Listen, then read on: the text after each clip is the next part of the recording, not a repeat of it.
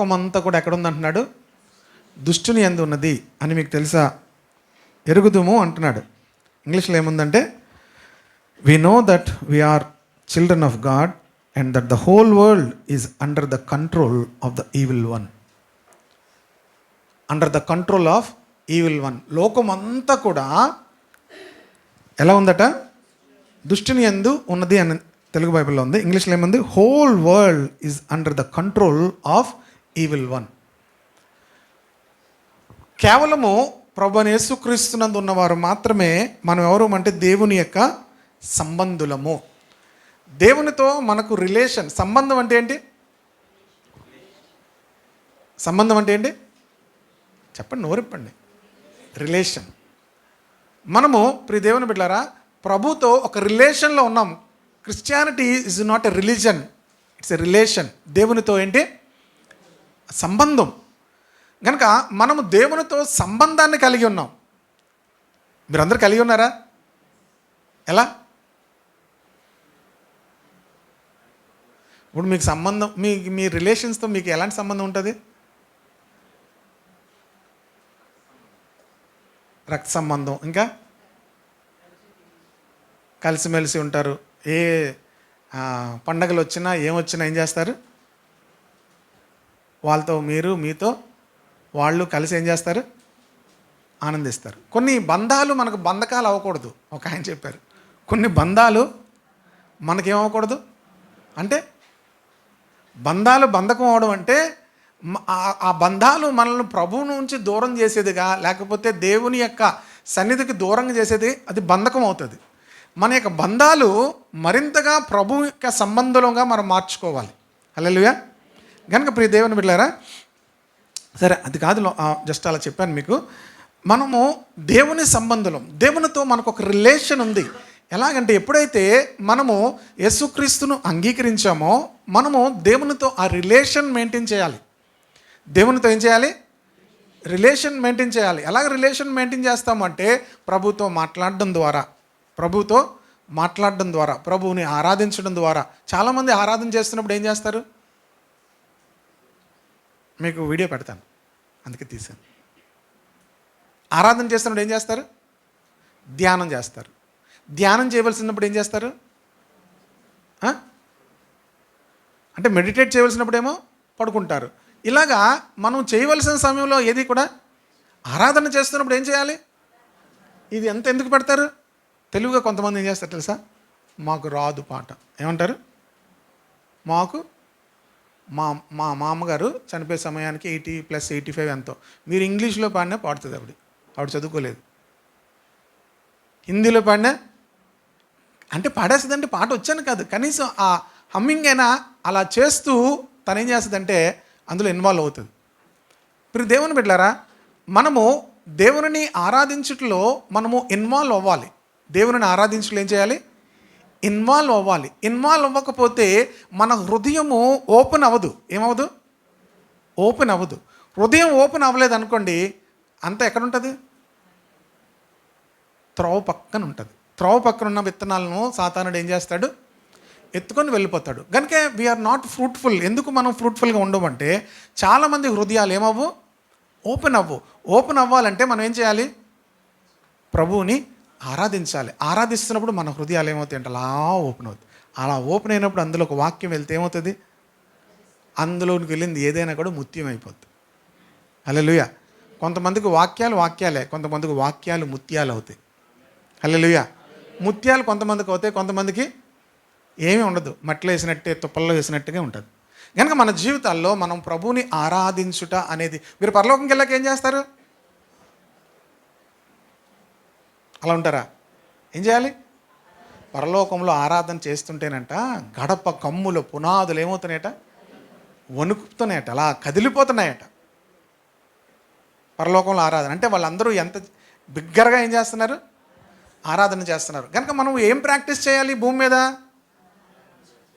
పరలోకపు లైఫ్ స్టైల్ని ప్రాక్టీస్ చేయాలి. ఏ లైఫ్ స్టైల్ని ప్రాక్టీస్ చేయాలి? పరలోకపు లైఫ్ స్టైల్ని ప్రాక్టీస్ చేయాలి. ఓకేనా? సరే, వాక్యంలోకి వెళ్దాం. కనుక లోకమంతా కూడా ఎక్కడుంది? దుష్టుని యందు ఉంది. So whole world is under the control of the evil one. లోకమంతా కూడా ఎలా ఉంది? దుష్టుని యొక్క కంట్రోల్లో ఉంది. Praise the Lord. Praise the lord.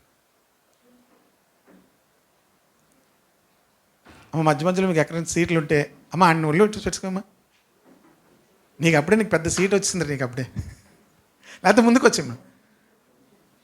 కనుక లోకమంతా కూడా ఇప్పుడు దేవుని బిడ్డలారా ఈవిల్ కంట్రోల్లో ఉంది. కనుక ఈ ఈవిల్ కంట్రోల్లో ఉన్నటువంటి వాళ్ళు ఏం చేస్తారు? దుష్టుని యొక్క కంట్రోల్లో ఉన్న వాళ్ళందరూ కూడా లోకానికి మరి హానికరముగా, ఇబ్బందికరముగా వాళ్ళు ఉంటారు. ఇంకా లోనికి వెళ్దాం. యోహాను పత్రిక 1వ అధ్యాయము 4:1. యోహాను పత్రిక. ప్రియులారా అనేకులైన అబద్ధ ప్రవక్తలు లోకములోనికి బయలు వెళ్ళి ఉన్నారు గనుక ప్రతి ఆత్మను నమ్మక ఆయా ఆత్మలు దేవుని సంబంధమైనవో కావో పరీక్షించుడి. చూడండి, యోహాను యేసు ప్రభుతో చాలా సమీపముగా ఉన్నటువంటి శిష్యుడు. ఎక్కడుండేవాడంటే యేసు ప్రభు రొమ్ము మీద, అంటే బాగా యేసు ప్రభుకి సన్నిహితంగా ఉన్నటువంటి వ్యక్తి. ఈ వ్యక్తికే యేసు ప్రభు తన యొక్క తల్లిగారి యొక్క రెస్పాన్సిబిలిటీని కూడా అప్పగించినట్లుగా మనం గుడ్ ఫ్రైడే రోజు చదివాం, ధ్యానం చేసాం. కనుక ఈ యోహాను చాలా ప్రాముఖ్యమైన విషయాలు రాశాడు. యోహాను 1వ పత్రిక, 2వ పత్రిక, 3వ పత్రిక. 2వ పత్రిక, 3వ పత్రికలో మొత్తం అన్నీ కలిపి ఒక 20 వచనాలు కూడా ఉండవు, 15-16 వచనాలు ఉంటాయి. అందులో కూడా శ్రేష్టమైనటువంటి 4-5 మాటలు రాశాడు.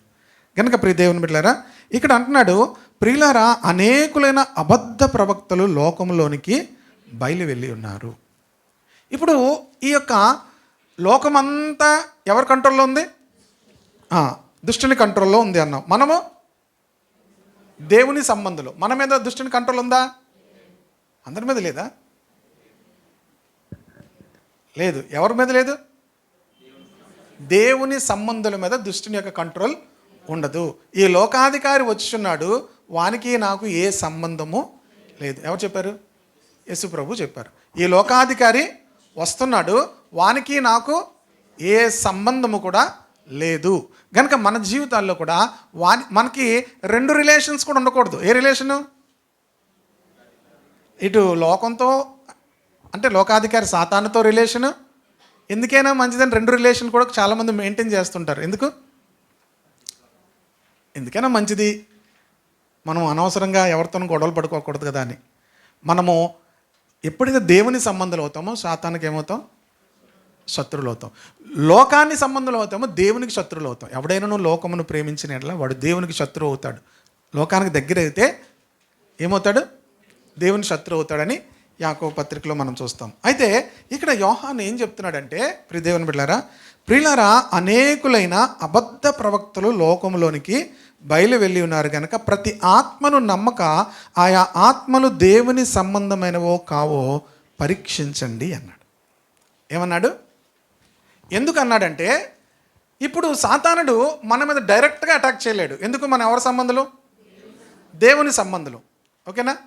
ఇప్పుడు దేవుని సంబంధులను డైరెక్ట్గా అటాక్ చేయలేడు కనుక ఇప్పుడు ఎవరి ద్వారా అటాక్ చేస్తాడు? అక్కడ జాగ్రత్తగా చూద్దాం. ఇప్పుడు కనుక అనేకమైన అబద్ధ ప్రవక్తలు లోకములోనికి బయలు వెళ్ళి ఉన్నారు. ఈ విషయాలను, అబద్ధ ప్రవక్తలను గురించి యేసు ప్రభు వారు చెప్పారు. అపోస్తలుడైన పౌలు చెప్పాడు, పేతురు చెప్పాడు, యోహాను చెప్పాడు. ఎందుకు చెప్పారు?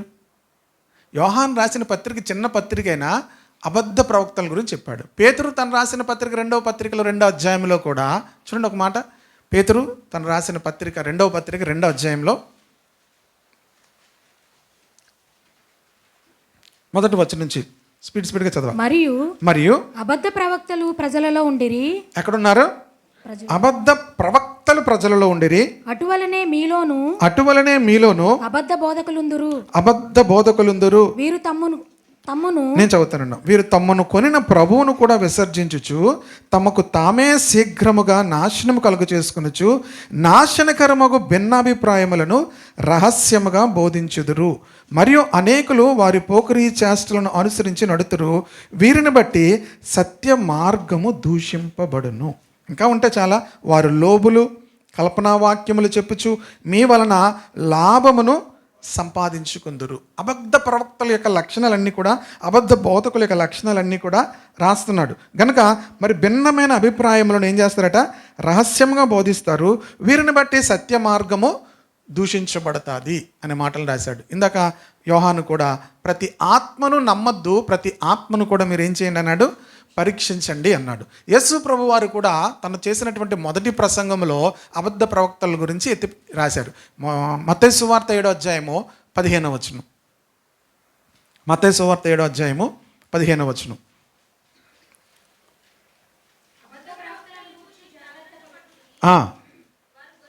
వారు గొర్రెల చర్మము వేసుకొని మీ వద్దకు వత్తురు కానీ.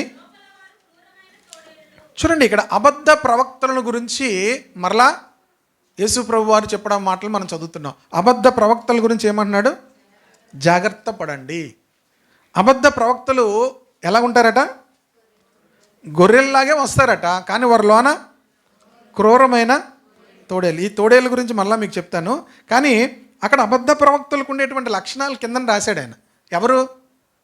అదే అధ్యాయంలో మీరు కనిపిస్తే వాళ్ళు ఏం చేస్తారు? 23వ వచనం చూడండి. అప్పుడు 22 చదవమ్మా.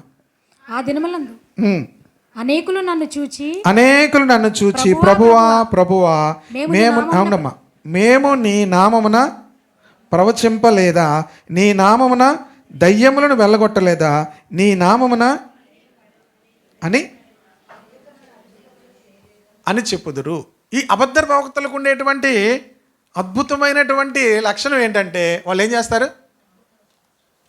అద్భుతాలు చేస్తారు, ఇంకా దయ్యాలను వెళ్ళగొడతారు, ఇంకా ఇప్పుడు ఈ 3 చేసిన వాళ్ళు మీరు ఏమంటారు చెప్పండి? ఈ 3 చేసే వాళ్ళని మీరు ఏమంటారు? చెప్పాలి అందరూ. ఇంకా వాళ్ళని మీరు చూసి ఏం చేస్తారు? చాలా అక్కడ యేసు ప్రభు అబద్ధ ప్రవక్తల గురించి చెప్తున్నప్పుడు ఈ మాట రాశారు. కనుక అబద్ధ ప్రవక్తలు, అబద్ధ బోధకులు మనం ఈజీగా నమ్మేలేం. ఎప్పుడు నమ్ముతాం వాళ్ళని? వాళ్ళు దేవుని బిడ్డలారా ఇవన్నీ చేస్తున్నప్పుడు సులువుగా ఏం చేస్తామంటే వాళ్ళని నమ్మేస్తారు. భీమవరంలో ఒక ఆయన ఉన్నాడు. అలాగా గుడివాడ దగ్గర అడ్డాడు అని ఒక ఊరు ఉంటుంది. అక్కడ ఒక పెద్ద ఆయన ఉన్నాడు. ఆయన ఎప్పుడు కూడా నేను హోలీ ల్యాండ్ నుంచి అంజూరపు పండు తెచ్చానంటాడు. ఈ హోలీ ల్యాండ్లోంచి అంజూరపు పండు అని కానీ మనకు మెంటలు వచ్చేస్తుంది, పిచ్చి వచ్చేస్తుంది. ఇంకా అక్కడికి వెళ్ళిపోయి మీరు టీవీలో చూస్తే అంటుంటాడు. ఆయన చిన్న ముక్క వేస్తుంటాడు అనమాట. ఏంటి ఇవన్నీ వేస్తుంటాడు. ఇవన్నీ ఎక్కడున్నాయి బైబిల్లో? జాగ్రత్తగా గమనించండి. పాత నిబంధన వేరు, కొత్త నిబంధన వేరు. వేరంటే 2 వేరు కాదు. పాత నిబంధన అక్షరానుసారమైనది, ఎక్కువ విషయాలు. కొత్త నిబంధన ఆత్మానుసారమైనది. కనుక దేవుని బిడ్డలారా కొత్త నిబంధనలో ఉన్నటువంటి విషయాలను మనం ఏది గమనించినా అపోస్తులు ఏం చేశారు, పేతురు ఏం చేశాడు, యోహాను ఏం చేశాడు, ఇవి మనం గమనించుకోవాలి. అన్ని విషయాలను ఏం చేయొద్దంటున్నాడు. ఇంకొక మాట కూడా మీకు చూపిస్తాను. 2వ దశలోనికి రాసిన పత్రిక 2వ అధ్యాయము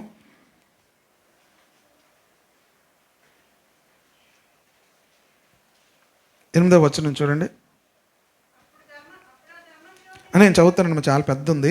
అప్పుడు ఆ ధర్మ విరోధి బయలుపరచబడును. ప్రభువైన యేసు తన నోటి ఊపిరి చేత వారిని సంహరించి తన ఆగమన ప్రకాశము చేత నాశనము చేయును. నశించున్న వారు తాము రక్షింపబడుటకై సత్య విషయమైన ప్రేమను అవలంబింపకపోయిరు గనుక వాని రాక అబద్ధ విషయమైన సమస్త బలముతోనూ నానా విధములైన సూచక క్రియలతోనూ మహత్కార్యములతోనూ దుర్నీతిని పుట్టించు సమస్తమైన మోసముతోనూ నశించున్న వారిలో సాతాను కనపరచు. ఇప్పుడు అబద్ధ ప్రవక్త ధర్మ విరోధి వచ్చినప్పుడు ఏం చేస్తాడనండి? అందులో నానా విధములైన సూచక్రియలతోనూ సమస్త బలముతోనూ మహత్కార్యములతోనూ ఉంటుంది. ఎలా ఉంటుంది? సూచక్రియలు, మహత్కార్యాలు, అద్భుతాలతో ఉంటుంది. కనుక మనం దేవుని బిడ్డలారా అందుకే అంటున్నాడు యోహాను, ప్రతి ఆత్మను ఏం చేయొద్దు? నమ్మక ఏం చేయమంటున్నాడు? ఆయా ఆత్మలు దేవుని సంబంధమైనవో కావో ఏం చేయమంటున్నాడు? పరీక్షించండి. ఆయా ఆత్మలు దేవుని సంబంధమైనవో కావో పరీక్షించండి. యేసు ప్రభు కూడా చెప్పాడు, ఎలా వాళ్ళని పరీక్షించండి అంటే, బై దేర్ ఫ్రూట్, వారి యొక్క ఫలముల ద్వారా మీరు వారిని తెలుసుకుంటారు. వారి ఫలముల ద్వారా మీరు వారిని తెలుసుకుంటారు. నోటి ఫలము, వారు మాట్లాడేటువంటి ఆ ఫలము, నోటి ఫలము, జిహ్వా ఫలము ఉంది కదా, దాని ద్వారా మీరు వారిని తెలుసుకుంటారు. అలాగే ప్రియ దేవుని బిడ్డలారా, వారి మాటల్లో ప్రియ దేవుని బిడ్డలారా, ఈ ఫాల్స్ ప్రాఫిట్స్ అందరిలో కూడా మనీ మ్యాటర్ ఉంటుంది. ఏ మ్యాటర్ ఉంటుంది? మనీ మ్యాటర్ ఉంటుంది. మీరు గమనించండి, ఎప్పుడైనా సరే మీరు మనీ మ్యాటర్ లేకుండా వాళ్ళు ఏమీ కూడా చేయరు. ఎందుకు? ఇక్కడ పేతురు ఏం చెప్పాడు? వారు మీ వలన లాభమును సంపాదించుకుంటారు. ఓకే, మీరు ఎక్కడైనా సరే మీరు గమనించండి, అదొక్కటే సైన్ మీకు. ఇప్పుడు దేవుని బిడ్డలారా, ఇప్పుడు మనల్ని క్రైస్తవుల్ని ఎక్కువగా ట్రోల్ చేసేది, ఎక్కువగా బ్లేమ్ చేసేది ఎక్కడ బ్లేమ్ చేస్తారు? దశం భాగం అడుగుతారు, లేకపోతే డబ్బులు అడుగుతారు, లేకపోతే చక్కగా పీపే, జీపే. పీపే ఏంటి? PhonePe, Google pay. ఇప్పుడు దేవుడు సింపుల్గా అడుగుతున్నారు, దేవుడు నిన్ను ఆశీర్వదించబోతున్నాడు, నిన్ను గొప్పగా చేయబోతున్నాడు, నీ పర్సలోనికి ఏం రాబోతున్నాయి? ఇప్పుడు ఆ సింపుల్ క్వశ్చన్ వాళ్ళే అడుగుతున్నారు. ఎవరు? మనం కాదు, శత్రువులు అడుగుతున్నారు. మరి మీ జోబులోకి ఎందుకు రావట్లేదండి? ఇప్పుడు వాళ్ళకి వస్తాయి అంటున్నారు, మీ జోబులో ఎందుకు రావట్లేదు? ఇంక సింపుల్, దానికి ఏం చేస్తారు? ఇస్తే దేవుడు ఇస్తాడు. ఓకే, ఇస్తేనే దేవుడు ఇస్తాడని చెప్పచ్చు. ఇస్తేనే దేవుడు ఇస్తాడు అంటే అర్థమైందా మీకు? ఇస్తే దేవుడు ఇస్తాడు. ఓకే, ఇస్తేనే దేవుడు ఇస్తాడంటే జాగ్రత్తగా, అక్కడ దేవుడు కరుణా వాత్సల్యములు గలవాడు, ఆయన కృప సమృద్ధి గలవాడు, ఆయన తన గుప్పిలను విప్పి ప్రతి జీవి కోరికను తీర్చేవాడు. నువ్వు ఇస్తే దేవుడు ఇచ్చేవాడు కాదు. అర్థమవుతుంది కదా? నువ్వు ఇస్తేనే దేవుడు ఇచ్చేవాడు కాదు. అర్థమవుతుంది కదా? నువ్వు ఇస్తే దేవుడు ఇస్తాడు, అది వేరు. That is the seed. నువ్వు ఇస్తే దేవుడు, అది మనము ప్రియ దేవుని బిడ్డలారా, మనం బయట మాట్లాడుతున్నప్పుడు ఎక్కడ కూడా అసలు మనీ మ్యాటర్ మనం మాట్లాడవలసిన పని లేదు. హల్లెలూయా. మనము అడగకుండానే దేవుడు ఇస్తాడని ఉందా బైబిల్లో? మరి అది చెప్పరు. అడగకుండానే కనుక మీరు వారి యొక్క ఫ్రూట్ని బట్టి మీరు వారిని తెలుసుకోవచ్చు. కనుక మనం ఎక్కడ మనీ మ్యాటర్ అనేది ఎక్కడ కూడా మాట్లాడట్లేదు అంటే మీరు కొంతవరకు వాళ్ళని ఏం చేయొచ్చు? బిలీవ్ చేయొచ్చు. మీకు చెప్పను, ఒక పెద్ద మనిషి ఏం చెప్పాడు తెలుసా? ప్రార్థన ఎవడైనా చేస్తాడండి, ఎవడో నేర్చుకోండి అన్నాడు. మీకు ఆయన పేరు చెప్తే మీ అందరు గుండెలేకపోతే, ఎందుకంటే నాకు తెలిసి మీరు అందరూ చాలామంది ఎక్కువగా ఆయన చూస్తుంటారు. ప్రార్థన ఎవడైనా చేస్తాడు, ఏం నేర్చుకోవాలట? ఎవడో నేర్చుకోవాలట. మీరేదా మాకు నేర్పిస్తున్నారు, ప్రార్థన చేయడం నేర్పించాలి సంఘానికి. సాతానుడు దేనికి భయపడతాడు? ప్రార్థనకు భయపడతాడు. సాతానుడు నువ్వు ప్రార్థన చేస్తే ఆయనకు భయపడతాడు. ఎందుకంటే ప్రార్థన చేస్తే దైవికమైన శక్తి భూమి మీదకి వస్తుంది. ప్రార్థన చేస్తే దేవుడు తన ఏంజల్స్ని పంపిస్తాడు మనల్ని కాపాడడానికి. అర్థమవుతుంది కదా? ప్రార్థనను ఎక్కడా కూడా నిర్లక్ష్యము, అలక్ష్యము చేయకూడదు. ప్రార్థన క్రైస్తవ జీవితంలో చాలా ప్రాముఖ్యమైనది. కనుక జాగ్రత్తగా డిజైన్ చేయాలి. మనం ఒక వాక్యమును వింటున్నామంటే, ఒక బోధన వింటున్నామంటే, ప్రతి ఆత్మను నమ్మక ఆయా ఆత్మలు దేవుని సంబంధమైనవో కావో పరీక్షించండి అన్నాడు. మొదటి వచనం. రెండవది యోహాను సువార్త, యోహాను పత్రిక 4:2 యేసుక్రీస్తు శరీరధారియే వచ్చినని ఏ ఆత్మ ఒప్పుకొనునో అది దేవుని సంబంధమైనది, ఏ ఆత్మ యేసును ఒప్పుకొనదో అది దేవుని సంబంధమైనది కాదు. దీనిని బట్టి దేవుని ఆత్మను మీరు ఎరుగుదురు, క్రీస్తు విరోధి ఆత్మ వచ్చినని మీరు వినిన సంగతి ఇదే, ఇదివరకే లోకములో అది ఉంది. యేసుక్రీస్తు యొక్క ఇన్కార్నేషన్.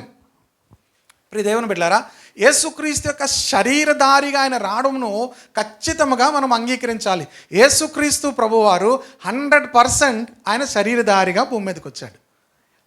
అలాగే యేసుక్రీస్తు 100% ఆయన దేవుడు. ఇది మిస్టరీ. ఇదేంటి మిస్టరీ? ఇది మనుషులకు అర్థం కాదు. ఆయన 100% ఏంటి? శరీరధారిగానే, మానవునిగానే భూమి మీద జీవించాడు, ఆయన జన్మించాడు, ఆయన కార్యాలన్నీ కూడా చేశాడు. ఆయన దేవుడుగా అన్ని కార్యాలు చేయలేదు, మానవునిగానే అన్ని కార్యాలు కూడా చేశాడు. ఆయనకి ఇవ్వబడిన అధికారమును బట్టి నాకు అధికారము ఇవ్వబడి ఉంది. అలాగే మనము కూడా మనకి ఇవ్వబడిన అధికారమును బట్టే మనం ఏదైనా చేయగలం. మన అధికారమునకు లిమిటేషన్స్ ఉంటాయి. అలాగే యేసు ప్రభు కూడా దేవుని బిడ్డలారా భూమి మీద ఉండగా అధికారం ఇవ్వబడింది. యోహాను సువార్తలో ఉంటుంది, నాకు అధికారం ఇవ్వబడింది అంటాడు కదా. నా ప్రాణం పెట్టుటకును నా ప్రాణము తీసుకున్నట్టుకు నాకు అధికారం ఉంది కనుక దేవుని బిడ్డలారా అదే సమయంలో ఆయన 100% ఏంటి, దేవుడై ఉన్నాడు. 100% దేవుడు ఆయన. ఇప్పుడు మీకు ఎగ్జాంపుల్ చెప్పాలంటే, ఇప్పుడు ఒక పోలీస్ కమిషనర్ వచ్చారు మన చర్చిలోనికి. ఓకే, పోలీస్ కమిషనర్ చర్చిలోనికి వచ్చిన తర్వాత ఆయన మనం ఇప్పుడు పోలీస్ కమిషనర్ అనుకుంటామా లేకపోతే విశ్వాస అనుకుంటామా? సాధారణంగా మనం అందరూ ఏమనుకుంటాం, సార్ రండి అలాగ అనుకుంటాం కదా. కానీ ఆయన ఏంటి, ఒకవేళ బిలీవర్ అనుకోండి, ఆయన ఏంటి, విశ్వాసే.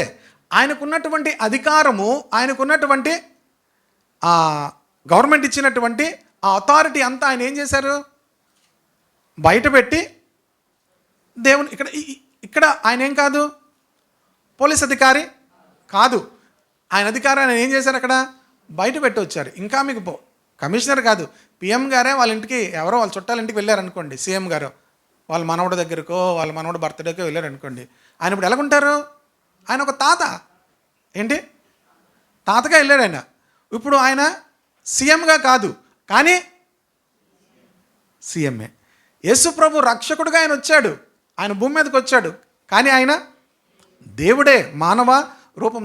కానీ చాలామంది యేసుక్రీస్తు యొక్క ఆ ఇన్కార్నేషన్ అప్పుడు దినాల్లోనే ఆయన శరీరధారిగా వచ్చాడు అని ఆయనను ఒప్పుకోలేదు. ఒకవేళ కొంతమంది ఆయనను దేవుడిగా మాత్రమే అనుకున్నారు, శరీరధారి. ఒకవేళ శరీరధారిగా రాకపోతే మన పాపములకు క్షమాపణ లేదు. ఆయన శరీరధారిగా వచ్చి శరీరముతో మన అందరి కొరకు కూడా ఏం చేశాడు, ఆయన ప్రాణం పెట్టాడు. కనుక ఈ రోజుల్లో కూడా మీరు జాగ్రత్తగా గమనిస్తే కొంతమంది బోధించేటప్పుడు దేవుని బిడ్డలారా ఆయన యొక్క ఇన్కార్నేషన్ శరీరధారిగా వచ్చినటువంటి గురించి చాలా భిన్నమైనటువంటి అభిప్రాయాలు వారు చెప్తుంటారు. కనుక యేసుక్రీస్తు యొక్క ఆ యొక్క ఇన్కార్నేషన్, ఆ డివైన్ నేచర్ అంతటినీ కూడా సరైన అవగాహన కలిగిన వారంగా మనం ఉండాలి. దేవుని బిడ్డలారా కొన్ని మాటలు మీకు ముందుకు తీసుకెళ్తూ చెప్తాను. దేవుని బిడ్డలారా ఎందుకు ఈ మాటలు చెప్తున్నానంటే, మత్తయి సువార్త 10వ అధ్యాయము 16వ వచనం, నాన్న కిందకి వెళ్తే ఉంటుంది. మత్తయి సువార్త 10వ అధ్యాయము 16వ వచనం, ఇదిగో తోడేళ్ల మధ్యకు గొర్రెలను పంపినట్లు, తోడేళ్ల మధ్యకు గొర్రెలను పంపినట్లు నేను మిమ్మును పంపుచున్నాను గనుక. ఇప్పుడు దేవుని బిడ్డలారా మనం ఇప్పుడు ఎవరి మధ్యలో ఉన్నాము, తోడేళ్ల మధ్యలో గొర్రెలు. దేవుడు ఎవరిని రక్షించడానికి ఎవరిని పంపిస్తున్నాడు, ఒక పెద్ద ఫిలాసఫర్, క్రైస్తవ ఫిలాసఫర్ ఆయన చెప్పాడు, తోడేళ్ళను రక్షించడానికి దేవుడు ఎవరిని పంపిస్తున్నాడు, గొర్రె పిల్లలను పంపిస్తున్నాడు. తోడేళ్ళను రక్షించడానికి గొర్రె పిల్లలను, తోడేలు ఎలా ఉంటుంది, చాలా ఫెరోషియస్గా ఉంటుంది కదా. గొర్రె పిల్ల దొరుకుతుంది ఏమనుకుంటుంది. మీరు తోడేళ్ళు ఒకసారి చూడండి, కొన్ని అవి అవసరమైతే ఏమంటారు దాన్ని, చిరుతపులి అవి ఏదైనా తింటుంది అనుకోండి, అది అందుకోవడానికి కూడా వెనకాతలు వెళ్తాయి. చూసారా మీరు? అప్పుడప్పుడు ఇలాంటివి చూడండి, డిస్కవరీలు అలాంటివి ఏమైనా కొంచెం యానిమల్స్ అలాంటివి చూడండి, ఓకేనా. అలాంటివి చూస్తే కొంచెం ఆ సృష్టిలో ఉన్నటువంటి కొన్ని అద్భుతమైనటువంటి దేవుని సృష్టిని మనం ఏం చేయొచ్చు, ఆరాధించవచ్చు, ఓకేనా. తోడేళ్ల మధ్యకు గొర్రెలను పంపినట్టుగా నేను మిమ్మల్ని పంపుచున్నాను గనక పాముల వలె వివేకులను పావురం వలె నిష్కపటులై ఉన్నట్టు. మనం ఇప్పుడు ఎవరి మధ్యలో ఉన్నామంటే దేవుని బిడ్డలారా తోడేళ్ళ మధ్యలో ఉన్నాం. ఎలా ఉండాలి, పాముల వలె వివేకముగా ఉండాలి, పావురముల వలె నిష్కపటులమై ఉండాలి. మన చుట్టూ ఉన్న వారందరూ కూడా తోడేళ్ళు లాంటి వాళ్ళు, తోడేళ్ళు లాంటి వారు. కనుక మనం వాళ్ళని రక్షించాలి. ఎలా రక్షించాలో కూడా చెప్తాను, మనకు ఇవ్వబడిన వెపన్స్ కూడా. అపోస్తల కార్యములు 20:29 29:30 కూడా చదవచ్చు. నేను చదువుతాను. నేను వెళ్ళిపోయిన తరువాత క్రూరమైన తోడేళ్ళు మీలో ప్రవేశించునని నాకు తెలియను. పౌలు తన ఎఫెసీలో ఉన్నటువంటి వారందరినీ కూడా, ఆ పరిసర ప్రాంతాల్లో ఉన్న వారందరినీ కూడా దగ్గరికి పిలిచి వాళ్ళందరికీ చెప్తున్నాడు, నేను వెళ్ళిపోయిన తర్వాత ఎవరు వస్తారు, క్రూరమైన తోడేళ్ళు మీలో ప్రవేశించునని నాకు తెలియను. వారు మందను కనికరింపరు, మరియు శిష్యులను తమ వెంట ఈడ్చుకొని పోవాలనని వంకర మాటలు పలుకు మనుష్యులు మీలోనే బయలుదేరుదురు. ఎవరు? శిష్యులను తమ వెంట ఈడ్చుకొని పోవాలనని వంకర మాటలు పలుకు. వీళ్ళు ఏం చేస్తారట? వంకర మాటలు పలుకుతూ ఏం చేస్తారట? శిష్యులను. ఈ మాటలు చెప్పడానికి గల కారణం, చాలామంది ప్రభులో కొనసాగుతూ ఉంటారుగా, సాగుతున్నటువంటి వాళ్ళను కూడా కొంతమందిని సాతానుడు చిన్న డీవియేషన్స్, క్రైస్తవ సిద్ధాంతంలో, క్రైస్తవ విశ్వాసంలో చిన్న చిన్న డాక్ట్రినల్ డీవియేషన్స్ తీసుకొచ్చి దేవునికి వారిని దూరం చేస్తాడు. దేవునికి వారిని ఏం చేస్తాడు? దూరం చేస్తాడు. As a Christian, as a బిలీవర్స్గా మనము ఆ డాక్ట్రినల్, ఆ ఫౌండేషన్ చాలా ఖచ్చితంగా ఉండాలి. ఆ డాక్ట్రినల్ ఫౌండేషన్ సరిగా లేకపోతే చిన్న చిన్న డీవియేషన్స్. ఎందుకు ఒక ఆవిడ చనిపోయింది, ఆవిడేమన్నదంటే, రావట్లేదు చర్చ్కి, రావట్లేదు, నాకు మధ్యలో కనిపించింది. ఏమ్మా రావట్లేదంటే, చదువుకోలేదు ఆవిడ, మనది కరెక్ట్ కాదంట అన్నది. ఏమన్నది? నాకు చెప్తుంది నాది కరెక్ట్ కాదని. మనది కరెక్ట్ కాదట, మనం ఆదివారం కాదట ఆరాధన చేయవలసింది, నీకు ఎవరు చెప్పారు అన్నాను. మీకు తెలియదు అన్నది అంత ఒకటి మాట. మీకు, ఆవిడ చదువుకోలేదు, ఏమంటుంది నాకు, మీకు తెలీదు, నీకు ఎవరు చెప్పారు అన్నమాట. ఉందంట బైబిల్లో. ఎక్కడుంది? ఉందట బైబిల్లో అన్నది. ఇప్పుడు దేవుని బిడ్డలారా, ఆవిడ నాకు చెప్తుంది. ఇప్పుడు అబద్ధ ప్రవక్తలకు ఉండే లక్షణం ఏంటి తెలుసా? వాళ్ళు ప్రతి ఒక్కరి దగ్గరికి వచ్చి మీరు చేస్తుంది కరెక్ట్ కాదని చెప్తారు. ఏం చెప్తారు? మీరు చేస్తున్నటువంటి ఆరాధన, మీరు చేస్తున్నటువంటి రక్షణ విధానము కరెక్ట్ కాదు. మరిపాలెం చర్చిలోకి నేను నిన్న జ్ఞాపకం చేసుకున్నట్టే దగ్గర ఒక 10 మంది వెళ్ళిపోయారు. ఇలాగా ఎందుకు వెళ్ళిపోయారు అని అడిగితే వాళ్ళు ఒక చిన్న విషయం గురించి, ఏంటో తెలుసా? ప్రభు శరీరము, ప్రభు రక్తము రాత్రి తీసుకోవాలట, అది పగలు కాదట. ఎప్పుడు తీసుకోవాలి? మనం ఏమంటాం దాన్ని? ప్రభు రాత్రి భోజనం. ఇప్పుడు దానిని బట్టి వాళ్ళు ఏం చేశారు? మీరు చేస్తుంది తప్పట. లేదు, మీరు ఎక్కడ వాళ్ళు ఏదో చూపిస్తున్నారు. ఇంకా ఎప్పుడు ఏమంటారు దాన్ని అన్నారు. దాన్ని ఏమంటారండి అన్నారు. మనం భలే అడుగుతారు ప్రశ్నలు. దాన్ని ప్రభు రాత్రి. మనం కూడా ఏం చేస్తాం? చిలక చెప్పినట్టు ప్రభు రాత్రి భోజనం. మరి రాత్రి అంటే మీరు ఎప్పుడు తీసుకుంటున్నారు? వెంటనే మీకేం పడిపోద్ది? మా పాస్ట్ గారికి తెలీదు, అంతే, ఇంకేం లేదు. మా పాస్ట్ గారికి మేము పగల తీస్తున్నారు. ఇంకా మరుసటి రోజు వస్తారు, అదే ప్రశ్న పాస్ట్ గారిని అడుగుతారనమాట. అమ్మ, ప్రభు రాత్రి తీసుకున్నారా భోజనం, పగలు తీసుకున్నారా? గబుక్కొని ఏం చేస్తారు వీళ్ళు? రాత్రి అంటే, మరి మనం పగలు తీసుకుంటామమ్మా అన్నీ. ఇప్పుడు ఏమైంది? 10 మంది జంపు. పోనీ జంప్ అయితే జంప్ అయ్యారు, పోనీ బాగున్నారంటే చెట్టుకొకరు పుట్టకొకరు, అందరూ సరైనటువంటి సహవాసంలో లేరు. వీళ్ళు మందను ఏం చేయరు? కనికరింపరు. ఇప్పుడు దేవుని బిడ్డలారా, ప్రభు మనం ఏం చేశారో ఇంకవన్నీ అలాగే చేస్తున్నారన్నీ నన్ను జ్ఞాపకం చేసుకున్నటకు దీనిని చేయండి. మనము ప్రభు సన్నిధిలో ప్రభు శరీరము, ప్రభు రక్తం తీసుకునేటప్పుడు we have to remember his death. ఆయన ఎందుకు మరణించాడు? నా కోసం మరణించాడు, నా పాపముల కోసం మరణించాడు. ఇది మనల్ని ఏం చేస్తుందని చెప్పాను ప్రతిసారి కూడా? మనమే రివైవ్ చేస్తుంది అని చెప్పాను. మనలో మనకే ఉజ్జీవం కలిగేటట్టుగా చేస్తుంది. ఇది ఆయన చేయమన్న కారణము అది. ఆయన యొక్క ప్రియ దేవుని బిడ్డలారా, అది ఆ రిమెంబరెన్స్ మనం చేయవలసింది. మనము ప్రభువును జ్ఞాపకం చేసుకోవడానికి దానిని చేయాలి. అలా కొంతమంది ఇయర్కి ఒక్కసారే తీసుకోవాలి, ఇయర్కి ఒక్కసారే ప్రభు శరీరము, ప్రభు రక్తం, ఇది ఒక డాక్టరీన్. ఓకేనా? తరువాత కొంతమంది ఏం చేస్తారు తెలుసా?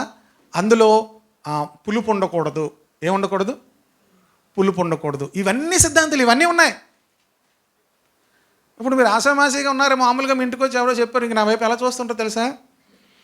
ఇంకేటి తెలియదు ఎవరికి. ఇంక నా వైపు మాట్లాడుతుంటారు కానీ పేజ్ ఇంకేటి తెలియదు.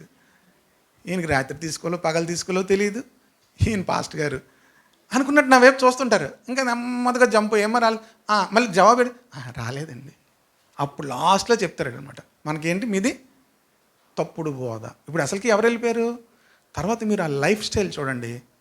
దేవుని బిడ్డలారా, వాళ్ళ లైఫ్ స్టైల్ చాలా సింపుల్గా. ఒక చిన్న కుర్రాడు, నేను ట్రైన్లో ప్రయాణం చేస్తుంటే వాడు ఈ రంజిత్ తోఫీర్ గారిని ఫాలో అయ్యాడు అనమాట వ్యక్తి. వాళ్ళందరూ కూడా ప్రశ్నలతో ఉంటారు, రెడీగా ఉంటారు. వాళ్ళు ప్రశ్నలతో ఏం చేస్తారు, రెడీగా ఉంటారనమాట. నేను మామూలుగా కనిపించిన వాళ్ళకి సువార్త చెప్తుంటాను కదా, చెప్తుంటే నన్ను అడుగుతున్నాడు అనమాట. ప్రతి ఆదివారం తీసుకోవాలి, ఇలా తీసుకోవాలి, అలా తీసుకోవాలి. నేను అన్నాను, తీసుకుంటే అంతే, ఇంకేం అవసరం, సినిమా చూడొచ్చు, ఏదైనా చేయొచ్చు, ఏదైనా చేయొచ్చు, ప్రభు రక్తం మనల్ని ఏం చేస్తుంది. నేను అన్నాను సింపుల్గా, నాన్న నువ్వు ఇవన్నీ మానేయడం కష్టమా? వాళ్ళు గ్లాసులో ఇస్తారు, వాళ్ళు తాగేసి రొట్టె తినేయడం కష్టమా అన్నాను. ఒకసారి ఆలోచించాడు. ఇప్పుడు ఈ ద్రాక్షారసము రొట్టె తినేసాం మనం, ఇది కష్టమా? పరిశుద్ధంగా జీవించడం, ప్రభు కొరకు సాక్షిగా జీవించడం కష్టమా అని. ప్రతిదానికి జవాబు చెప్పకూడదు. యేసు ప్రభు గారు ప్రతిదానికి జవాబు చెప్పలేదు. కొన్నిసార్లు ఆయన ఏం చేశారు, మౌనం కాదు, ప్రశ్నలు వేశారు. యేసు ప్రభు ఇప్పుడు మౌనంగా లేదు. ఆయన అడిగినప్పుడు ఆయన ఏం చేశారు, సిలువలో ఆయన కొన్నిసార్లు లాస్ట్కి వచ్చేసరికి మౌనంగా ఉన్నారు తప్ప, ఆయన ప్రశ్నకి ఏం చేశారు, ప్రశ్న మిమ్మల్ని కూడా ఓ ప్రశ్న అడుగుతాను, చెప్పండి. యోహాను ఇచ్చిన బాప్తీసం దేవుని వలనదా మనుషుల వలనదా అని అడిగారు ఆయన. ఇప్పుడు వాళ్ళు ఏమన్నారు, దేవుని వలనది అంటే మీరెందుకు నమ్మలేదు, మనుషుల వలనంటే వీళ్ళందరూ తనేస్తారు. వెనకాల ఉన్న వాళ్ళందరూ ఏం చేస్తారు, కొడతారు. ఎందుకు, వీళ్ళందరూ యోహాను దేవుని ప్రవక్త అని నమ్మారు కనుక మాకు తెలియదు అని చెప్పారు. చాలాసార్లు ప్రశ్నలు వేయాలి.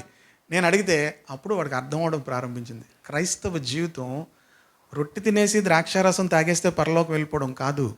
మన జీవితాలను దేవుని బిడ్డలారా, ఆయన పరిశుద్ధుడు గనక మనము కూడా పరిశుద్ధులమై ఉండాలి. ప్రభు యొక్క శరీరంలో మనం ఎందుకు పాలుభాగస్తులం అవుతున్నామంటే మనల్ని మనము పరిశుద్ధపరచుకోవడానికి, మనము కూడా పరిశుద్ధ జీవితాన్ని అది ఆచారం కాదు. వాడు నన్ను అడుగుతున్నాడు ఇలాంటివి. దేవుని బిడ్డలారా, ఈ తప్పుడు బోధకులకు అందరికీ కూడా ఉండేటువంటి లక్షణం ఏంటంటే, చిన్న పిల్లడి దగ్గర నుంచి పెద్దవాడి వరకు కూడా ఏం చేస్తారు, మనలను ప్రశ్నలు వేస్తారు. మీరు ఆ ప్రశ్నలకు జవాబు చెప్పాలంటే మీకు ఏముండాలి, దేవుని యొక్క, అందుకే పావురముల వలె నిష్కలంకముగాను పాముల వలె వివేకంగా ఉండాలి. వివేకం ఉండాలి దేవుని యొక్క సన్నిధిలో. కనుక పౌలు ఇక్కడ వారు చెప్తున్నాడు, వాళ్ళు వచ్చిన తర్వాత మందను కనికరించరు. వారిని ఏం చేస్తారట, మందను గొర్రెలను బయటికి తీసుకొని వెళ్ళిపోతారు. ఇప్పుడు మనం అందరూ ఉన్నప్పుడు దేవుని బిడ్డలారా ఎవరు రారు, ఒక్కరే ఉన్నప్పుడు వస్తారు. కనుక దేవుని బిడ్డలారా, ఇంకా భయంకరమైన టీచింగ్స్ ఉన్నాయి. పరలోకపు తల్లి అని డిఫరెంట్ టీచింగ్స్ అన్నీ కూడా ఉన్నాయి. వాటన్నిటి మధ్యలో మనము చాలా జాగ్రత్తగా ఉండాలి. మీరు ఎప్పుడైనా సరే ఎవరైనా మీ దగ్గరికి వచ్చిన తర్వాత మీరు ఏం లేదు, మా పాస్టర్ గారికి ఫోన్ చేస్తామని చెప్పండి. అప్పుడు వాళ్ళు ఉంటారా ఉండరా తెలిసిపోద్ది. ఓకేనా? పాస్టర్ గారు వస్తారు, ఉండండి ఒక నిమిషం. అలా కాదు, మనకేమి ఇష్టం అంటే చెప్పండి ఎప్పుడు చెప్తారంటే ఎప్పుడో తర్వాత చెప్తారు. ఈ లోపల వాళ్ళకి ఏమవుతుంది, లోన తప్పుడు విత్తనాలు వెళ్ళిపోతాయి. కనుక పౌలు వాళ్ళని దేనికి అప్పగిస్తున్నాను అంటున్నాడు. చూడండి 32వ వచనం. ఇప్పుడు దేవునికిని ఆయన కృపావాక్యమునకును అప్పగించుచున్నాను. పౌలు అక్కడి నుంచి వాళ్ళ దగ్గర నుంచి వెళ్ళిపోతున్నాడు. పౌలు ఆ ఎఫెసు నుంచి వెళ్ళిపోతున్నాడు. నేను మరలా మిమ్మల్ని చూస్తానో చూడనో నాకు తెలియదు అని చెప్పి చివరి మాటలుగా చెప్తున్నాడు. ఇప్పుడు ఏం చెప్తున్నాడు, నేను మిమ్మల్ని దేవునికిని ఆయన కృపావాక్యమునకును మిమ్మల్ని అప్పగించున్నాను. మనము దేనికి అప్పగించుకుంటే మన జీవితాలు క్షేమంగా ఉంటాయంటే దేవునికిని ఆయన కృపా వాక్యమునకును మనం అప్పగించుకోవాలి. హల్లెలూయా. దేవునికిని క్రైస్తవ జీవితంలో దేవుని యొక్క వాక్యానికి ఉన్నటువంటి ప్రాముఖ్యత, దేవుని బిడ్డలారా, ఆ వాక్యము మనలను భద్రపరుస్తుంది. హల్లెలూయా. ఆ వాక్యాన్ని అపోస్తలుడైన పౌలు ఎఫెసీ పత్రికలో ఉన్న వాళ్ళకి ఎలా చెప్పాడంటే, వాక్యాన్ని దేంతో పోల్చాడు,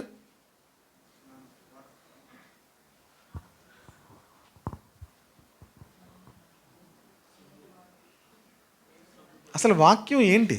ఎఫెసీ పత్రికలో 6వ అధ్యాయం రెఫరెన్స్ కూడా మీకు ఇంకా దేంతో పోల్చాడు వాక్యాన్ని?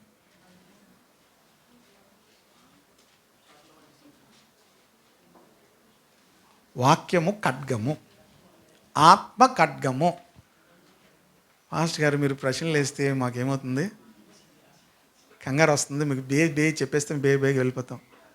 వాక్యం ఏంటి? ఆత్మ ఖడ్గము. ఒక వ్యక్తి కత్తితో, ఇంతకు కూడా చెప్పాను, కత్తితో మన వీధుల్లో తిరుగుతుంటే మీరు ఏం చేస్తారు? బైబిల్ చదువుకుంటారా? వాడి దగ్గరికి వెళ్ళరు. ఎందుకు వెళ్ళరు? వాళ్ళ జోలికి వెళ్ళరు. ఆత్మ ఖడ్గము. ఎవరి దగ్గర అయితే వాక్యం అనే ఖడ్గం ఉంటుందో వాళ్ళ దగ్గరికి సాతానుడు రాడు. హల్లెలూయా. పాస్టర్ గారు ఇంకొక రిఫరెన్స్ ఏదైనా చెప్పండి అలాంటివి. యేసు ప్రభు వారు కూడా ఈ విషయాన్ని చెప్పారు. యోహాను సువార్త 17వ అధ్యాయము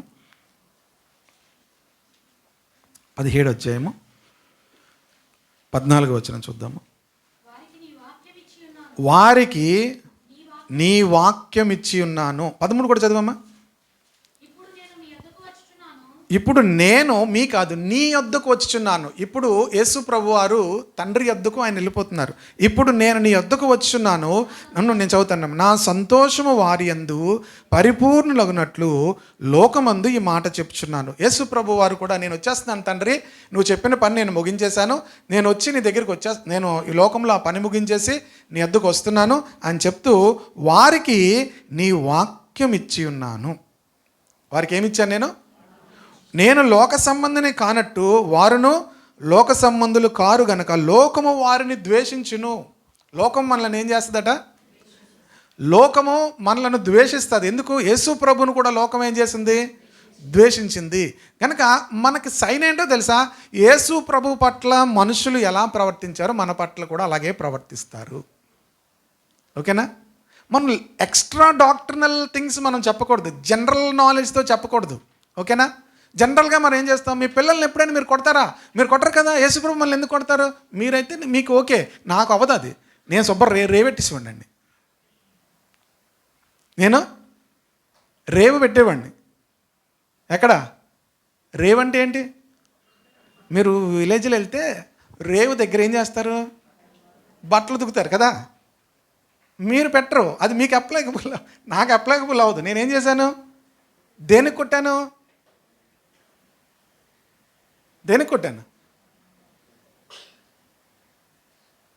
కనుక అన్నీ వాళ్ళకి అప్లైకబుల్ అయినట్టు అవ్వదు. ప్రభు బైబిల్ చెప్తుంది, తండ్రి తన్ను ప్రేమించు కుమారుని శిక్షించినట్లుగా ప్రభువు కూడా ఏం చేస్తారట? తను ప్రేమించు వారిని శిక్షించి, ఎక్కడుంది అది? మీరు చెప్పారంటే ఎక్కడ ఉంటుంది. సామెతల గ్రంథంలో ఉంటుంది. తర్వాత హెబ్రీ పత్రికలో ఉంటుంది. సామెతల గ్రంథంలో ఎవరైనా తీసారా? సామెతల గ్రంథంలో తండ్రి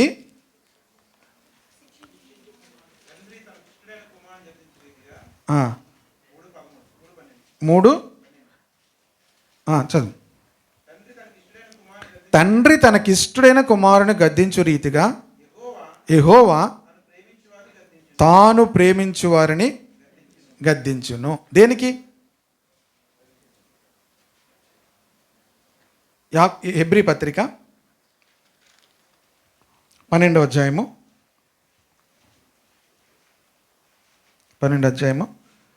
5వ వచనం చూడండి. నా కుమారుడా, ప్రభువు చేయి శిక్షను తృణీకరించకము, ఆయన నిన్ను గద్దించినప్పుడు విసుకకము. ప్రభు తాను ప్రేమించు వారిని శిక్షించి తాను స్వీకరించు ప్రతి కుమారుని దండించును. ఉందా బైబిల్లో? మనం ఏం చెప్తాం? మనం ఏమనుకుంటాం? తండ్రి తాను ప్రేమించే ప్రతి వారిని కూడా శిక్షించి, కనుక ప్రియ దేవుని బిడ్డలారా, ఎందుకు కూడా 10వ వచనం చూడండి.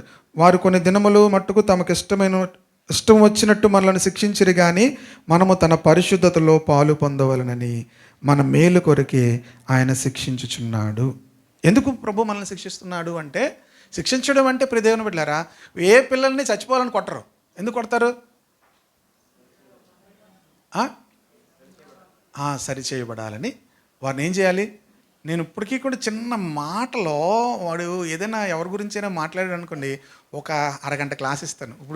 అప్పుడైతే డాడీ నా ఉద్దేశం అది కాదు, నువ్వు అయినా ఆ మాట అలాగ అనకూడదు. ఇప్పుడు నా దగ్గర అన్నావంటే బయట కూడా అంటావు. దానికి ఒక అరగంట గంట క్లాస్ అవుతుంది. ఒక్కోసారి విసిగిపోయి ఒక్కోసారి చిరాకు పడిపోయి చేస్తారు. కానీ మనం ఏం చేయాలి? ఆ ట్రైనింగ్ ఇవ్వాలి. Praise the Lord. చూడండి, ఇప్పుడు చాలామంది యవనస్తులు, మొన్న మేమందరూ పాస్టర్స్ అందరూ ఒక పరీక్ష పెట్టుకున్నాం అనమాట. ఏంటి యవనస్తులు ఎందుకు చర్చెస్ మీద వారికి ఇంట్రెస్ట్ పోయిందంటే, ఎందుకు పోయింది తెలుసా? యవనస్తులకి ఎక్కువ మందికి చెప్పండి. డిసిప్లిన్ పక్కన నుంచి ఇంకా అసలు వాళ్ళకి చర్చెస్ మీద ఆ అట్మాస్ఫియర్ మీద వాళ్ళకి ఆసక్తి లేకపోవడం గల కారణం ఏంటి చెప్పండి? మీ అందరికీ ఒక ప్రశ్న. రాబోయే తరం ఉంది, ఇక్కడ చాలామంది పిల్లలు ఉన్నారు. ఇంట్లో పేరెంట్స్ అలా లేరు, ఇంకా వాళ్ళు ఇన్వాల్వ్ చేయకపోవడం వల్ల. మీకు చెప్పనా, వాళ్ళు ఇంచుమించు ఇంజనీరింగ్ వచ్చేంత వరకు ఆదివారం ఎక్కడుంటారు చెప్పండి? సైతానం స్కూలు. ఏ స్కూలు? సైతానం, నారాయణ. ఎందులో? నారాయణ. సైతానం అనే మాట ఎందుకన్నా ఒక ఆయనకు తెలీదు. ఒక ఆయన ఏ స్కూల్లో చదివిస్తున్నారంటే సైతానం స్కూల్ అండి అన్నాడు ఆయన. అంటే ఆయనకు చైతన్య అనడం రాక సైతానం స్కూల్ అండి అన్నాడు. ఇప్పుడు వీళ్ళు అంత పెద్ద అయ్యే వరకు ఆదివారం వాళ్ళకి ఖచ్చితంగా ఏం చేస్తారు? ఎగ్జామ్స్ పెడతారు. ఇప్పుడు మనకి ఎగ్జామ్స్ పెడతారు, లేకపోతే స్పెషల్ క్లాస్ అంటారు. ఇప్పుడు తల్లిదండ్రులందరికీ ఏం చెప్పండి? వాడు చచ్చిపోతే పోనీ, తర్వాత వచ్చేస్తాడు. ఎప్పుడు వచ్చేస్తాడు? ఇప్పుడు వాళ్ళని పిలండి, ఇంజనీరింగ్ అయిపోయాక రమ్మానండి. చూడండి, పిన్ డ్రాప్ సైలెంట్. ఇప్పుడు వాళ్ళని పిలండి. మనకి లిమిటేషన్స్ ఉంటాయి, మనం ఇంకేం చేయలేము. ఇప్పుడు నేను చెప్తున్నా, నాకు నేనేం చేయలేను ఇంక ఇప్పుడు అన్నీ. ఇప్పుడు నేనేమి కూడా వాడిని చెప్పలేను. ఇప్పుడు చెప్పుదాం అనుకున్నా నా లిమిట్ ఏమైంది? ఇప్పుడు హానోక్ ఉన్నాడు, హానోక్ మొన్న చెప్పేసా.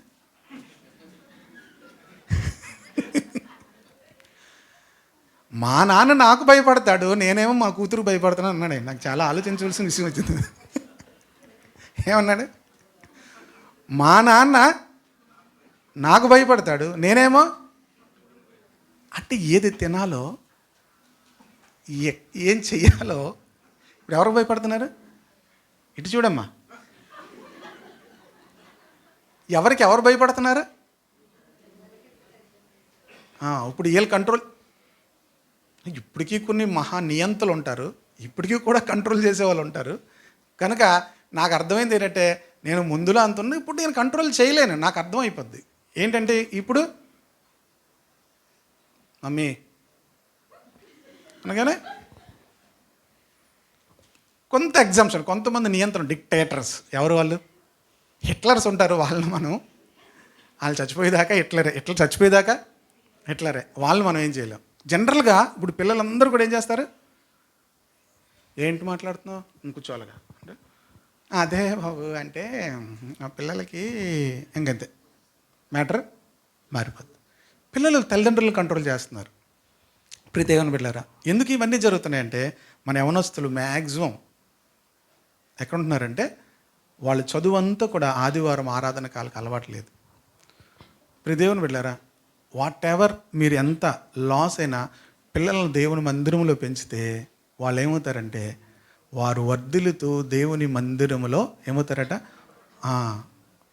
ఆకు వాడక ఫలమిచ్చు చెట్టు వలె ఉంటారు వాళ్ళు. హల్లెలూయా. కనుక పిల్లల్ని చిన్నప్పటి నుంచి కూడా దేవుని మందిరంలో వాళ్ళు పెరగాలి, వాళ్ళకి అలవాటు చేయాలి, వాళ్ళకి ట్రైనప్ చేయాలి. ట్రైనప్ చేస్తే వాళ్ళు రాబోయే దినాల్లో దేవుని బిడ్డలారా దేవుని కొరకు సాక్షులుగా వారు జీవించగలుగుతారు. ఇంకొక పెద్ద ప్రాబ్లం ఏంటో తెలుసా? Gender problem. ఇప్పుడు ఏ ప్రాబ్లము? మీకు ఇవేం తెలియదు అసలు. పిల్లలకి ఇప్పుడు నుంచి మీరు దైవిక భక్తులు పెంచకపోతే తల్లిదండ్రులకు జెండర్ స్కూల్స్లో మీకు చెప్తున్నారు కదా. సో నువ్వు ఆడపిల్లవని అనుకోవాల్సిన అవసరం లేదు. నువ్వు మొగడు అనుకుంటే మొగడువి. నువ్వు ఆడపిల్ల అంటే ఇప్పుడు మొగడు దగ్గరికి వచ్చి నువ్వు, నీకు జెండర్ ఏం లేదు, నువ్వు మేలా ఫీమేలా అనడానికి ఏం లేదు. What you feel, what you like, అది నువ్వు అనుకో. మీకు తెలుసా ఇది? ఇంతవరకు మీకు వరకు ఉండదు. ఆల్రెడీ కొన్ని స్కూల్స్లో టీచింగ్ ఆల్రెడీ అది ప్రారంభించేశారు చాలా స్కూల్స్లో. ఇప్పుడు క్రిస్టియన్ స్కూల్స్లో వచ్చిన ప్రాబ్లం ఏంటంటే, అది వాళ్ళు చెప్పలేరు టీచర్స్. చాలామంది నేను చెప్పలేని చెప్పి వాళ్ళు బయటకు వచ్చేస్తున్నారు. దేవుడు స్త్రీని గాను పురుషుని గాను దేవుడు మనుషుల్ని చేశాడు. ఇప్పుడు అలా కాదు, నువ్వు స్త్రీ అనుకుంటే నువ్వు స్త్రీ, నువ్వు షర్టు ప్యాంటే వేసుకోవాల్సిన అవసరం లేదు. ఇఫ్ యూ వాంట్ ఏంటి గౌన్ వేసుకోవాలనుకుంటే భయంకరమైన ఈవిల్ స్పిరిట్ అది. దేవుని బిడ్డలారా, ఇవన్నీ కూడా ప్రపంచంలో whole world is under the control of the evil one. ప్రపంచమంతా కూడా దుష్టుని యొక్క కంట్రోల్లో ఉంది. చూడండి, పిల్లల్ని ఎంత భయంకరంగా చిన్నప్పటి నుంచి కూడా వాళ్ళు పాడు చేస్తున్నారు. ఎంతగా మనము దేవుని వాక్యాన్ని వారి హృదయాల్లో ఉంచాలి. ఎంతగా దేవుని వాక్యం ఏం చేస్తుందంటే, మంచి మాట చూపిస్తాను, నేను ముగిస్తాను, కానీ మంచి ఇంట్రెస్టింగ్ విషయాలు ఇవన్నీ నేర్చుకోవాలి. జస్ట్ నేను పాస్టర్ని, జస్ట్గా మీకు ఏమంటుందని పారాసెక్టమల్ను, ఆమె ఇవాళ ఇద్దరు డాక్టర్లు ఉన్నారు సిస్టర్, పారాసెక్టమల్ ఇవి ఇవ్వడానికి కాదు నా పని మిమ్మల్ని సరైనటువంటి బోధలో ఉంచకపోతే దేవుడు నన్ను లెక్క అడుగుతాడు. 1 యోహాను పత్రిక 2వ అధ్యాయము 19వ వచనం 18 నుంచి చదవచ్చు. చిన్నపిల్లలారా, నేను చదువుతాను. ఇది కడవరి గడియ, క్రీస్తు విరోధి వచ్చినని మీరు వింటిరి కదా. ఇప్పుడును అనేకులైన క్రీస్తు విరోధులు బయలుదేరి ఉన్నారు. ఇది కడవరి గడియ అని దీని చేత మనం తెలుసుకొనిచున్నాము. వారు మనలో నుండి బయలు వెళ్ళారు కానీ మన సంబంధులు కారు. ఇంకా చెప్తారు, వారు మన సంబంధులైతే మనతో కూడా నిలిచి ఉందరు.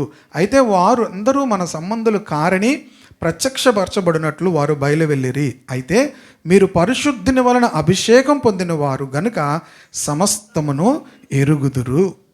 పరిశుద్ధిని వలన అభిషేకం పొందిన వారు గనక మీరు సమస్తమును ఎరుగుదురు. ఇంకా మంచి మాట చూపిస్తాను చూడండి, 22. యేసు క్రీస్తు కాడని చెప్పువాడు తప్ప ఎవడు అబద్ధికుడు, తండ్రిని కుమారుని ఒప్పుకొనని వీడే క్రీస్తు విరోధి. క్రీస్తు విరోధి అంటే ఇంగ్లీష్ యాంటీ క్రైస్ట్ అని ఉంటుంది. కనుక ప్రియ దేవుని బిడ్డలారా, ఆ యొక్క ఆత్మ అప్పటి నుంచి కూడా పనిచేస్తుంది. 26, మిమ్మల్ని మోసపరచు వారిని బట్టి ఈ సంగతులు మీకు వ్రాసి ఉన్నాను. అయితే ఆయన వలన మీరు పొందిన అభిషేకం మీలో నిలిచినది కనుక ఎవడునో మీకు బోధింపనక్కర్లేదు. ఆయన ఇచ్చిన అభిషేకం సత్యమే కానీ అబద్ధము కాదు. ఓకేనా? The anointing of the lord, దేవుడు ఇచ్చినటువంటి అభిషేకం మీలో నిలిచున్నది. 2 డిఫరెంట్ అనాయింటింగ్స్ ఉంటాయి. ఒకటి ఏంటంటే మన పైనుండే అభిషేకం. మన పైనుండే అభిషేకము మనం ఇతరులకు ఉపయోగకరంగా దేవుడు మనల్ని వాడుకోవడం చేస్తుంది. లోనుండే అభిషేకము మనకి టీచ్ చేస్తుంది. అక్కడేముంది 2 మాటలు కూడా, పరిశుద్ధిని వలన మీరు అభిషేకం పొందిన వారు కనుక సమస్తమును ఎరుగుదురు. ఇక్కడేముంది, ఆయన వలన మీరు పొందిన అభిషేకము మీలో నిలుచున్నది కనుక ఎవడో మీకు. ఇది మనకి ఏం చేస్తుంది అంటే టీచ్ చేస్తుంది. దేవుని ఆత్మ మనలోకి ఏం చేస్తుంది, టీచ్ చేస్తుంది. నేను ఇంటర్మీడియట్ చదువుతున్నప్పుడు ఒక బోధకుడు వైజాగ్ పట్టణంలోనే సెమినార్స్ కండక్ట్ చేసేవారు. చాలామంది వెళ్ళేవారు. ఈవెన్ ఎంఏ పాల్ అంకుల్, రక్షణ ఆనందం గారు, పెద్ద పెద్ద ప్రీచర్స్ అందరూ దాంట్లోకి వచ్చేవారు. అందరూ పుస్తకాలు పెట్టి రాసుకునేవారు. నేను కూడా కాలేజ్ మానేసి కాలేజ్ బ్యాగ్తో అక్కడికి వెళ్ళిపోయి ఏం చేసేవాడిని, మనం చర్చ్ మానేసి మన పిల్లలు కాలేజీకి వెళ్ళిపోతారు, నేను కాలేజ్ మానేసి, అర్థమవుతుందా? చర్చ్ మానేసి ఎక్కడికి వెళ్ళిపోతారు, కాలేజీకి వెళ్ళిపోతారు. ఇప్పుడు నేను కాలేజ్ మానేసి తప్పు కదండి అని వినొచ్చు. దేవుని వాక్యం అంత మంచి వాక్యం దొరుకుతుంటే అలాగే వెళ్ళిపోయేవాడిని. వెళ్ళిపోయి వింటున్నాను. 3 రోజులు సెమినార్ అయింది. 3 రోజులు సెమినార్ అయిన తర్వాత ప్రార్థన మానేశాను. ఏం చేశాను, ప్రార్థన చేసుకోవడం మానేశాను. ఆయన బుక్కులు కొనుక్కున్నాను, బుక్కులు చదువుతున్నాను, ఇంకా చదువుతున్నాను. ఇంకా అనకాపల్లిలో మీటింగ్లు అవుతున్నాయి, ఇంకా ఎక్కడ అవుతున్నాయి, విజయవాడలో అవుతున్నాయి. ఎలాగైనా వెళ్ళిపోవాలి. సడన్గా దేవుని ఆత్మ నా హృదయంలో మాట్లాడుతుంది. ప్రేయర్ టైం లేదు, బైబిల్ చదవట్లేదు, ఎవరిని ఫాలో అవుతున్నాను, ఫాలో అవుతున్నాను, ఆ యొక్క ప్రసంగికుడు వెనకాదలు వెళ్తున్నాను. Something wrong. నాకు లోన పరిశుద్ధాత్ముడు ఏదో బోధిస్తున్నాడు లోన. Something wrong. ఏంటి రాంగ్? నేను ఎవరిని వెతుకుతున్నాను? మనం ఎవరిని వెతకాలి? దేవుణ్ణి వెతకాలి. నేను ఇప్పుడు ఎవరిని వెతుకుతున్నాను? ఎన్ని బుక్స్ కొనుక్కున్నానో, చదువుతున్నాను. అబ్బా, ఆయనకున్న జ్ఞానము ఎవరికీ లేదు. పాలంకులు చూశాను, ఈయనకి లేదు.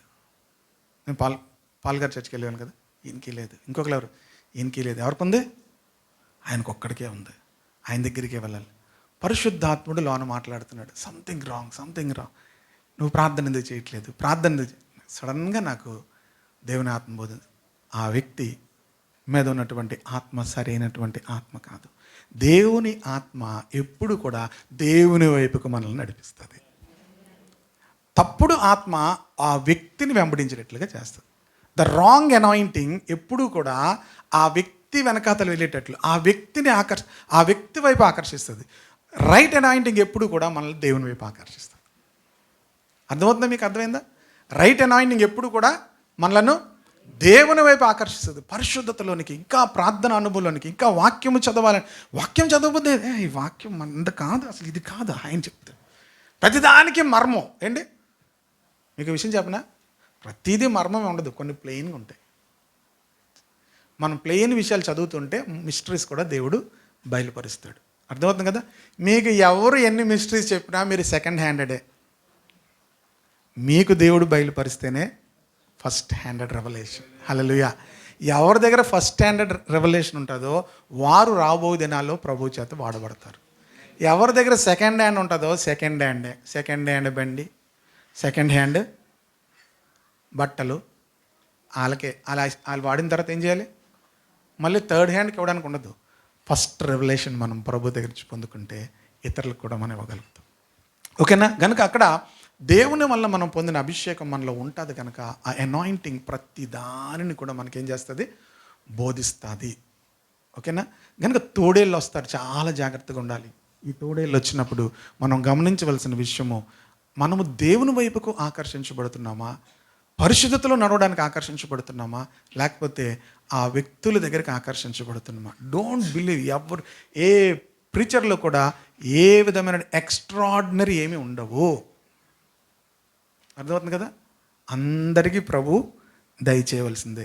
అపోస్తుడైన పౌలుకి వస్త్రాలు ఆయన వస్త్రాలు ఎవరికైనా తగిలితే, ఆయనకి నడికట్లు ఎవరికైనా తగిలితే ఏమొచ్చేది? దయ్యాలు వెళ్ళిపోయేవి. అపోస్తులకు పౌలకి మరి బాగలేదు, ఆ వస్త్రాలు ఆయనకి ఏమీ హీల్ చేయట్లేదు. అర్థమైందా మీకు? అపోస్తులైన పౌలు దగ్గర ఉన్నటువంటి వస్త్రాలు ఆయన్ని హీల్ చేయట్లేదు. ఆయన ఏం చేశాడు? మారు ప్రార్థన చేశాడు. ప్రభు ఏం చెప్పారు?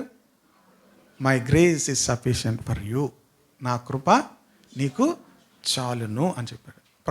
పౌలు ఏమన్నాడు? ఏం మాట్లాడలే. ఓకేనా? సో ఎవరిలో కూడా ఏముండదు. ఎక్కువ ఆఫ్రికన్ ప్రీచర్స్తో చాలా జాగ్రత్తగా ఉండాలి. ఓకేనా? చాలా జాగ్రత్తగా ఉండాలి. వాళ్ళు అన్నీ చేయగలం అనుకుంటారు, ఎవ్వరు ఏమీ చేయలేము. ఎవరి దగ్గర ఏమీ ఎక్స్ట్రాడినరీ ఉండదు. God is gracious. ఆమె ప్రతి ఒక్కరిని ఎక్కడ నడిపించాలి? దేవుని యొద్దకు నడిపించాలి, ప్రభు యొద్దకు నడిపించాలి. లాస్ట్లో ఈ మాట చెప్తున్నా, సమరయ స్త్రీ ఊరంతటిని కూడా ఏం చేసింది? ఇప్పుడు సమరయ స్త్రీ ఏమవ్వాలి? వాళ్ళందరికీ పాస్టర్ అయిపోవాలి కదా. వాళ్ళు ఏమన్నారు? నువ్వు చెప్పిన దాన్ని బట్టి కాదు, మేముగా ప్రభువును తెలుసుకున్నాము. Amen. That is fresh revolution. నువ్వు చెప్పిన దాన్ని బట్టి మేము ఏం చేసాం? ప్రభు దగ్గరికి వచ్చాము. కానీ ఇప్పుడు ఏం చేసాం? మా మట్టుకు మేము తెలుసుకున్నాం. వీళ్ళు ఎక్కడైనా పడిపోతారు? ఇప్పుడు పడిపోరు. So personal experience, relation. మనం ఇప్పుడు మొదటి నుంచి ఏం చెప్పుకున్నాం? రిలేషన్. ఇప్పుడు మనం ఆ రిలేషన్ ప్రభుతో ఉంటే మనం ఏమవుతాము? దేవుని సంబంధులము. లోకమంతా under the control of the evil one. మన మీద మాత్రం వాడి కంట్రోల్ ఉండదు. ఎలా వస్తాడు అంటే మన దగ్గరికి ఈ తప్పుడు బోధకుల ద్వారా వచ్చి మనల్ని కన్ఫ్యూజ్ చేస్తాడు. అందుకే పౌలు ఏమన్నాడు తెలుసా? మేము చెప్పిన సువార్త కాక ఇంకెవడైనా చెప్పినా, దేవదూతలు చెప్పినా వారు శాపగ్రస్తులు అవుతారు అన్నాడు. మేము మళ్ళీ చెప్పినా శాపగ్రస్తం. అందుకే వేరొక ఆత్మను, వేరొక క్రీస్తును అని మాట్లాడతాడు 2 కొరింథీ పత్రికలో. కనుక డిఫరెంట్ స్పిరిట్, డిఫరెంట్ ఇవన్నీ కూడా ప్రియ దేవుని బిడ్డలారా వెస్ట్రన్ కల్చర్లో ఇవన్నీ కూడా వచ్చాయి. మీకు తెలిసేప్పుడు వెస్ట్రన్ కల్చర్లో ఇవన్నీ ఉన్నాయి, కానీ చర్చెస్లో ఉండరు. ప్రజలు ఎక్కడుండరు? చర్చెస్లో ఉండరు. ఎందుకంటే వాళ్ళకి దేవునితో రిలేషన్ అనేది లేదు. మనకి దేవునితో రిలేషన్ ఉంటే ఇప్పుడు దేవుని బిడ్డలారా, మనము సరైన విధానంలో గ్రోత్ అవుతాము. సరైన విధానంలో మనం ఎదిగితే సరైన సమయంలో దేవుడు మిమ్మల్ని అన్ని విషయాల్లో కూడా హెచ్చిస్తాడు, వాడుకుంటాడు. ప్రభు మహిమార్థమే మీ జీవితాలు ఫలిస్తాయి. ఆమె అర్థమైందా? ఇంకా నేను బోల్డ్ రాసుకున్నాను, అవన్నీ ప్రజెంట్ చేయలేదు. కనుక మనం ఎక్కడున్నాం? మన చుట్టూ ఎవరున్నారు? తోడేళ్ళు ఉన్నారు. తోడేళ్ళు ఎవరు అమ్మా? అబద్ధ బోధకులు, అబద్ధ ప్రవక్తలు. ఇప్పుడు దేవుని బిడ్డలారా, వీళ్ళ గురించి మనం ఏం చేయాలి? చాలా జాగ్రత్తగా ఉండాలి. అందుకని మనకి ఏం ఉండాలంటే, అంచె దినాల్లో, ఈ చివరి దినాల్లో మనం వచ్చాం, అప్పుడే ఉన్నారు. ఓకేనా? అప్పుడే ఉన్నారు. ఇంకా చివరి దినాలకు వచ్చే కొద్ది ఇంకా ఎక్కువైపోతారు. వాళ్ళకు ఉండే సైన్ ఏంటంటే, they will do more miracles. చాలా అద్భుతాలు చేస్తారు, ప్రొఫెసీస్ చెప్తారు, ఎగ్జాక్ట్గా చెప్తారు. ఓకేనా? నువ్వు ఏ డ్రెస్ వేసుకున్నావో చెప్తారు, నిన్న ఏ డ్రెస్ వేసుకున్నావో చెప్తారు. మీకు ఏటట్టా డ్రెస్ వేసుకుంటే, నిన్న నేను వైట్ డ్రెస్ వేసుకున్నాను కరెక్ట్గా ఒకటే ఆలోచించండి. నిన్న మీరు రెడ్ డ్రెస్ వేసుకుంటే ఏంటి, వైట్ డ్రెస్ వేసుకుంటే, మీకు అది తెలిస్తే మీకు ఏంటి లాభం? నిన్న నువ్వు సినిమా చూసావని చెప్పారు అనుకోండి, అప్పుడు మీకు ఏమవుతుంది? మొన్న ఒకళ్ళ ఇంటికి వెళ్ళాను, నేను గబుక్కుని వెళ్ళిపోయాను, ఇలా బ్రేక్ వేసాను. చక్కగా పెద్ద టీవీ వేసుకొని మంచి సినిమా చూస్తుందాం సిస్టరు. బైబిల్ చదువుతుంది ఆవిడ, ఇది ఇందులో రికార్డ్ అవుతుంది కదా, బైబిల్ చదువుతుంది ఆవిడ, చక్కా చదువుతుంది. ఇంటికి వెళ్తే నేను ఇద్దరు అని వెళ్దామని అన్నారు. ఆగు అక్కడ ఏమవుతుంది? సినిమా డిస్టర్బ్ అవుతుంది, మనం వెళ్తే ప్రాబ్లం వెళ్ళిపోదని చెప్పి వచ్చాం. జాగ్రత్తగా వచ్చేసాం. ఇప్పుడు దేవుని బిడ్డలారా, ఎవరైనా మనకు వచ్చి, అమ్మ నేను నువ్వు ఇలాంటి తప్పు చేస్తున్నావు అంటే మే కొంత వారిని అంగీకరించవచ్చు. నువ్వు నేను రెడ్ డ్రెస్ చేసుకున్నావు, నువ్వు బస్సు ఎక్కావు, నీకు సీట్ దొరకలేదు ఏటి, మీకు సీట్ దొరకకపోతే ఏటి? ఇవన్నీ కాదు ప్రొఫెసీస్, ఇవన్నీ జ్యోతిష్యాలు. ఏమంటారు అవి? అంటారు దాన్ని సోది చెప్పి వాళ్ళని ఏం చేయమన్నాడు దేవుని వాక్యం? చంపేమన్నాడు. అర్థమవుతుంది కదా? This is not prophecies. ఓకేనా? నాకు ఒకటి కనబడుతుంది నల్లగా. మా ఇంటికి ఒక ఆవిడ వచ్చింది, బాబు నల్ల కనబడుతుందమ్మా. నల్ల కనబడుతుంది, నేనేం చేస్తామమ్మా? మీరు వచ్చిన పని ఏదో చేసి మీరు వెళ్ళిపోండి. వచ్చారు, ప్రార్థన చేసి కానుకిచ్చాను, వెళ్ళిపోండి. నల్ల కనబడుతుంది, తెల్ల కనబడుతుంది అంటే, ఒక నల్ల కనబడితే నేను దాన్ని ఏం చేస్తాను? దాన్ని ఏం చేయాలి నాకు తెలుసు. ప్రైజ్ ది లార్డ్, హల్లెలూయా. పరిశుద్ధుని వలన అభిషేకము మాకుంది. ఆమేన్. ఉందా అందరికీ? లేకపోతే ప్రభుని అడగండి, ప్రభు నన్ను అభిషేకించండి. ఆమేన్, హల్లెలూయా. మనం ప్రభు శరీరము, ప్రభు రక్తంలో పాలుభాగస్తులు అవుతాము. అందరం కూడా let us all examine our hearts. మనము ఏ మనుష్యుని వైపు ఆకర్షితులు కాకూడదు. ఎవరి వైపు ఆకర్షితులు అవ్వాలి? మన ప్రభు రోషము కలిగిన వాడు. ఎలాంటి వాడు? ఆయన వైపు కాకుండా ఎవరి వైపు ఆకర్షితులైనా ఆయన తట్టుకోలేడు. దానికి నేను ఎప్పుడు చెప్పాను? బైబిల్ స్టడీలో చెప్పాను. ఒక భర్త తన భార్య తన వైపు కాకుండా ఇంకెవరి వైపున ఆకర్షితులు అవుతుంది అనుకోండి, ఏమవుతాడు? అది రోషం అంటే అక్కడ ఆ వర్డ్ వాడాడు అనమాట. అది రోషం అంటే ఆయనకు ఉన్నటువంటి ఆ రోషం ఏంటంటే, నా వైపు కాకుండా నా ప్రజలు ఇంకెవరికైనా ఆకర్షితులైతే ఆయన తట్టుకోలేడు. ఓకేనా? అది ఆయన రోషము కలిగిన దేవుడు.